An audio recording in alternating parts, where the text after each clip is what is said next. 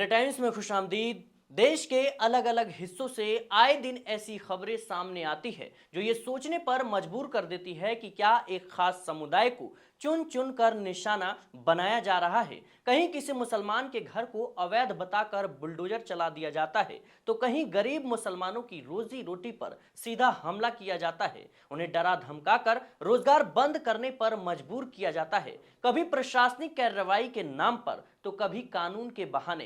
के सिकरी कस्बे से सामने आया ताजा मामला भी कुछ ऐसे ही सवाल है। यहाँ वन विभाग की टीम ने बिना किसी नोटिस के मुसलमानों की 5 आरा मशीनों को सीज कर दिया है, उन्हें बंद कर दिया है। स्थानीय लोगों का आरोप है कि सिकरी और आसपास के इलाकों में 50 से 60 आरा मशीनें चल रही हैं, जिनमें से ज्यादातर दूसरे समुदाय के लोगों की हैं, लेकिन कार्रवाई केवल मुसलमानों के खिलाफ की गई है। यही वजह है कि लोग इस कार्रवाई को पक्षपातपूर्ण बता रहे हैं, यानी भेदभाव हुआ है। जिन लोगों की मशीनें बंद की गई हैं उसमें पगसेड़ी के सोराब और खुर्शीद, बुडली के रुजदार और सिकरी के भुरला तथा नफीस के नाम शामिल हैं। इन लोगों का कहना है कि यही उनका रोजगार का साधन था और मशीनें बंद होने की वजह से परिवार के सामने कमाई का संकट यानी आर्थिक संकट खड़ा हो गया है। मिले टाइम्स की टीम ने जब इस मामले में वन विभाग का पक्ष जानने की कोशिश की तो अधिकारियों ने जवाब देने से बचने की कोशिश की। डीएफओ से संपर्क किया गया तो उन्होंने छुट्टी पर होने की बात कहकर दूसरे अधिकारी से बात करने को कहा। इसके बाद डीसीएफ संदीप चौधरी को कई बार फोन लगाया गया, लेकिन उन्होंने हर बार यही कहा कि वे मीटिंग में हैं और किसी अन्य अधिकारी से जानकारी लेने को कहा। यानी विभाग की ओर से कोई स्पष्ट जवाब सामने नहीं आया। जब प्रभावित लोगों को कहीं से कोई राहत नहीं मिलती दिखी तो वे भरतपुर से कांग्रेस सांसद संजना जाठव के पास पहुंचे। मामला सामने आते ही संजना जाठव ने जिला कलेक्टर को पत्र लिखकर शिकायत की कि 23 अप्रैल को वन विभाग ने राजनीतिक दबाव और भेदभावपूर्ण रवैये के तहत अल्पसंख्यक समुदाय यानी मुसलमानों के 5 लोगों की निजी आराम मशीनें सीज कर दी हैं, उन्हें बंद कर दी हैं। सांसद ने यह भी कहा कि कार्रवाई से पहले किसी को कोई नोटिस नहीं दिया गया था और न ही उनके खिलाफ पहले से कोई शिकायत या मुकदमा दर्ज था। उन्होंने यह भी बताया कि नगर विधानसभा क्षेत्र में 50 से 60 आरा मशीनें चल रही हैं, लेकिन बिना किसी ठोस कारण के केवल एक ही समुदाय के लोगों को निशाना बनाया गया। सांसद ने चेतावनी दी कि इस कार्रवाई से हजारों लोगों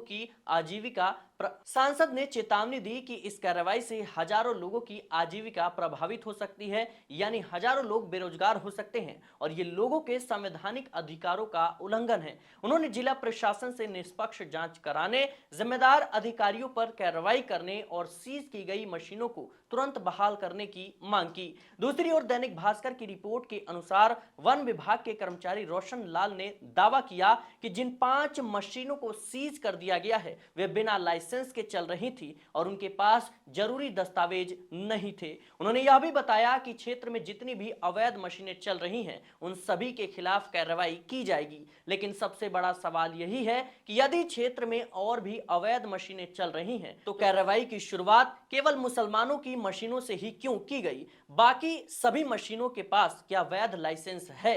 क्या उन पर भी जांच हुई? और यदि नहीं हुई तो क्या ये कार्रवाई वास्तव में कानून के तहत हुई या फिर चुनिंदा लोगों को निशाना बनाया गया? अगर नियमों का उल्लंघन हुआ है तो कार्रवाई सभी के खिलाफ होनी चाहिए, लेकिन अगर सिर्फ चुनिंदा लोगों को निशाना बनाया जा रहा है तो ये ना केवल भेदभाव है बल्कि संविधान में दिए गए समानता और न्याय के अधिकारों के भी खिलाफ है। आए दिन ऐसी तस्वीरें सोशल मीडिया पर वीडियो सामने आते हैं जिनमें किसी दल के लोग या फिर किसी पार्टी के नेता गरीब मुसलमानों को, रेडी पटरी वालों को डरा धमकाकर रील बनाते हैं, उन्हें रोजगार बंद करने पर मजबूर करते हैं। लेकिन जब प्रशासन में ही ऐसे ही लोग बैठे हों जो खुद भेदभाव कर रहे हो, कम से कम उन पर जिस तरीके से आरोप लगे हैं और जो सामने मामला है उससे तो यही लगता है, तो फिर आखिर लोग जो है, जनता है, वो किससे न्याय की उम्मीद करेगी, किसको कहेगी? फिलहाल देखना होगा कि जिला प्रशासन इस पूरे मामले पर किस तरीके से जांच करता है, कार्रवाई में, जांच में क्या कुछ सामने आता है।